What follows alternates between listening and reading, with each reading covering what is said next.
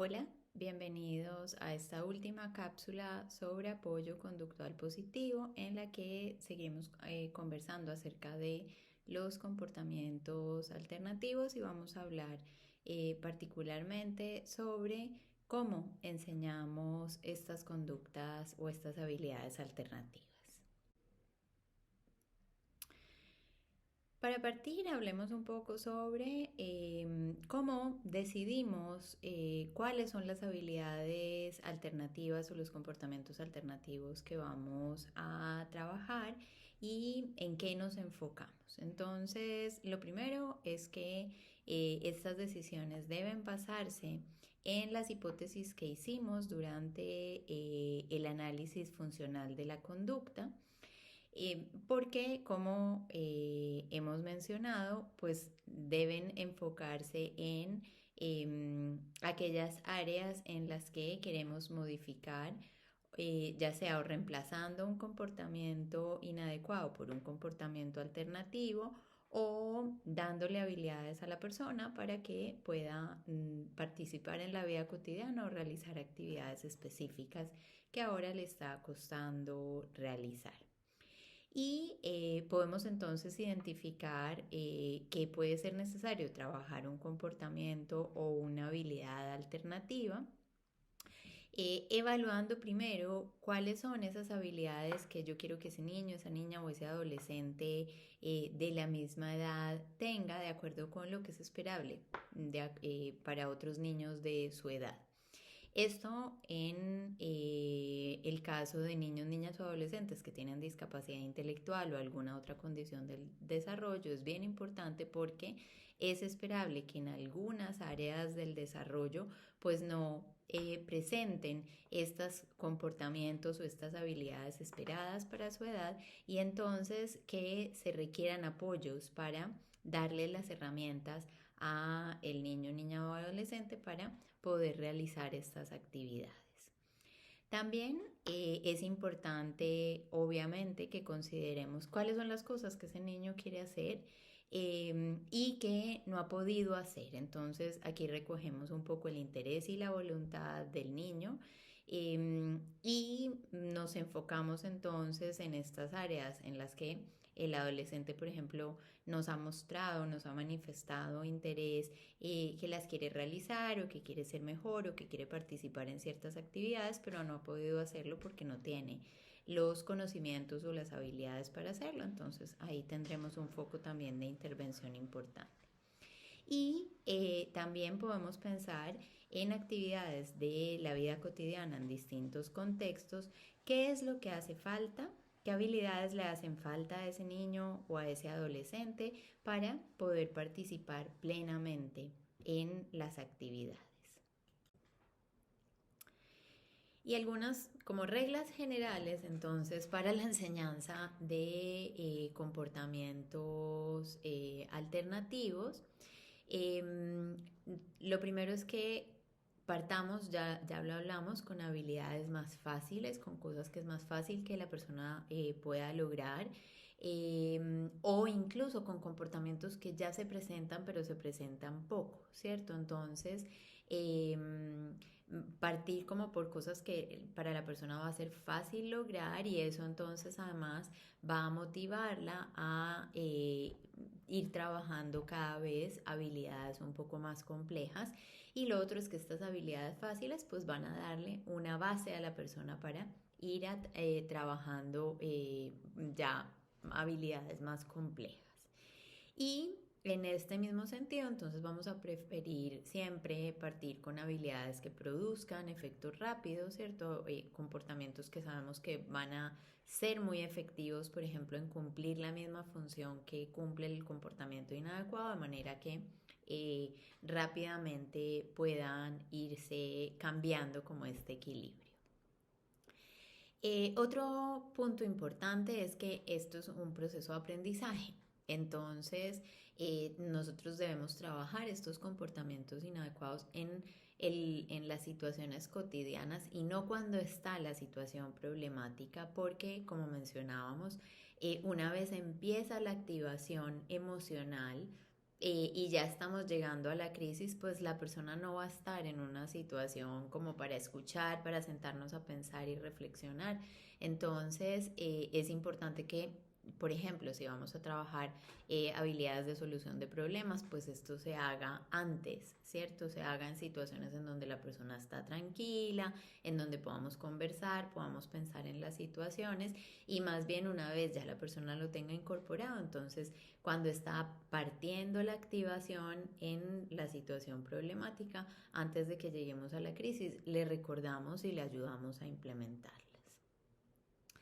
También, mientras sea posible, lo ideal es que escojamos habilidades alternativas que puedan utilizarse en distintas situaciones y en distintos contextos. Es decir, mientras más generalizable sea el comportamiento, mejor, porque además con una habilidad que la persona aprenda, pues va a poder enfrentar distintas situaciones y distintos contextos, entonces es más eficiente. Y también es importante que tratemos de favorecer el mantenimiento y la generación de estas habilidades, generalización de las habilidades adquiridas, ¿cierto? Que si las vamos a reforzar, se sigan reforzando en el tiempo, que sigamos enseñando habilidades cada vez más complejas, de acuerdo además con el nivel de desarrollo y con la edad del chico, ¿cierto? Y que estos comportamientos entonces tengan oportunidades en la vida cotidiana de utilizarse. Para terminar, vamos a hablar de algunas estrategias para enseñar nuevas habilidades y estas son estrategias que vamos a utilizar dependiendo del tipo de habilidad o de tarea en la que se van a utilizar esos comportamientos. La primera técnica o estrategia se llama el análisis de tareas. La idea es que esta estrategia podamos utilizarla cuando hay alguna actividad de la vida cotidiana que sabemos que a la persona le cuesta y que pensamos que hay algún elemento de esa tarea que para la persona es difícil y por eso no la logra. Entonces, en algunas tareas que tienen pasos, nosotros podemos ver, por ejemplo, que la persona empieza pero no termina o que se frustra en la mitad de la realización de la actividad y en esos casos es bueno hacer este análisis de tareas. ¿Y qué es lo que hacemos? Tratamos o analizamos más bien la tarea y la dividimos en distintos pasos que tenga para analizarla y ver si es que hay alguno de esos pasos o de esos elementos, digamos, que componen la actividad en la que la persona tiene dificultades o necesita ayuda y que por eso no lo logra.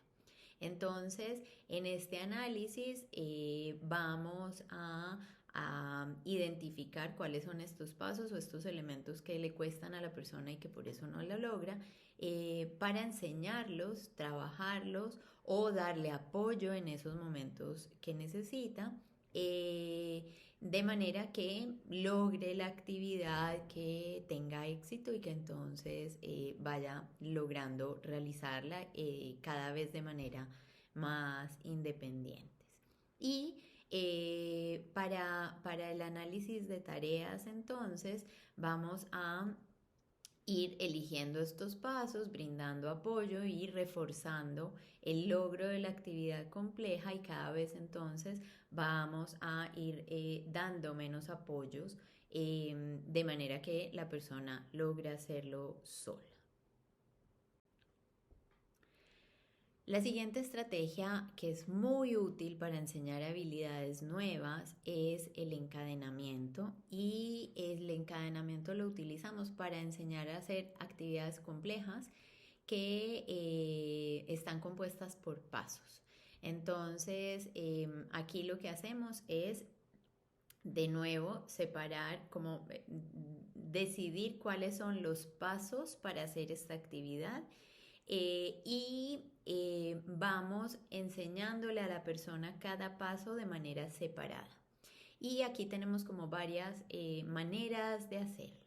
Tenemos el encadenamiento propiamente dicho, en el que nosotros vamos a ir enseñándole a las personas por aparte cada uno de los pasos y reforzando la realización de cada paso sin importar en cuál hace bien o no, ¿cierto? Entonces los que hace bien los refuerzo, los que no lo trabajo para que lo haga un poquito mejor y luego vamos a ir reforzando que los haga en grupos. Entonces, por ejemplo, para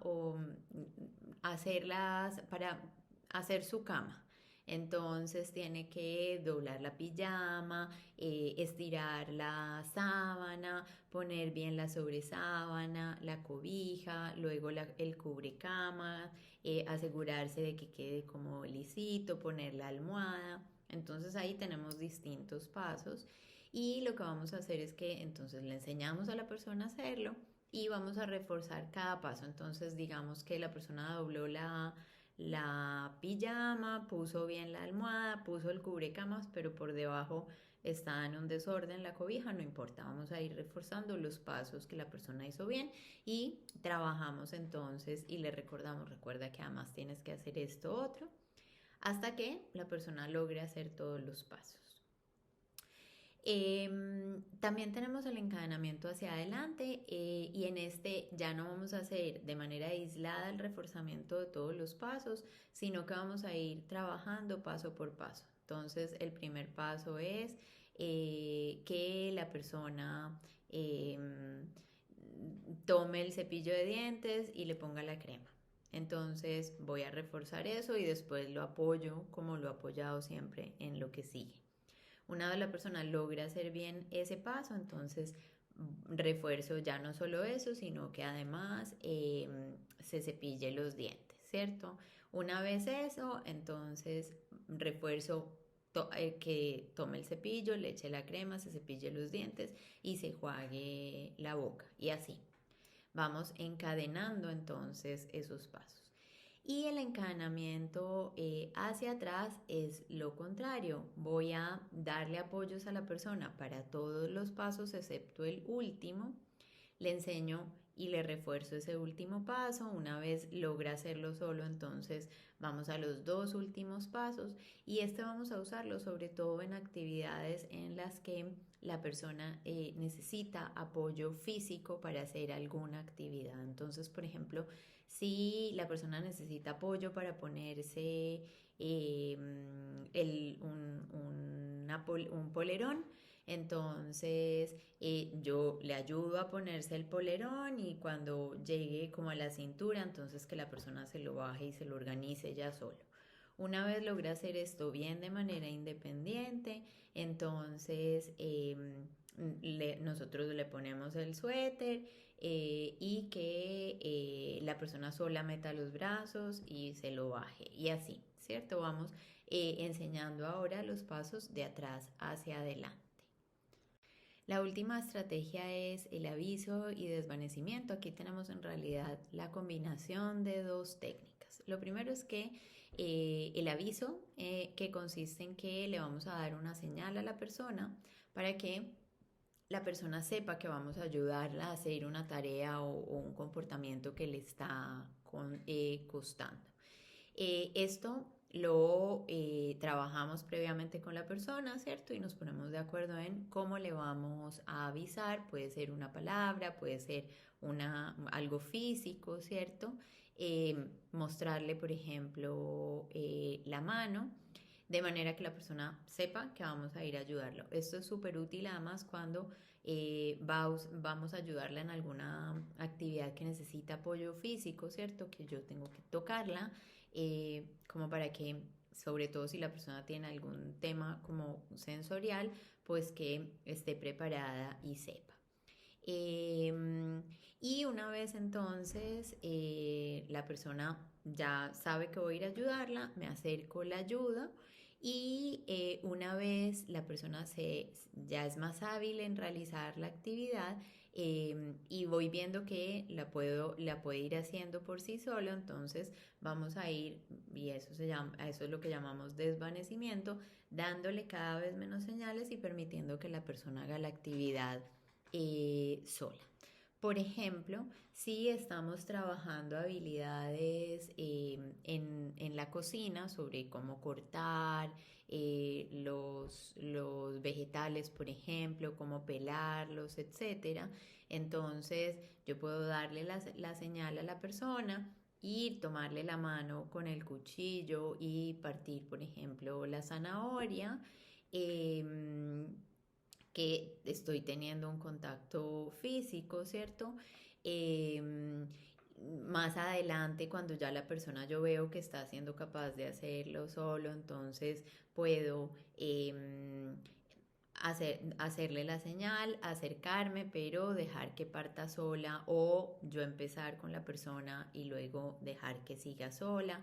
Y puedo ir desvaneciendo también, por ejemplo,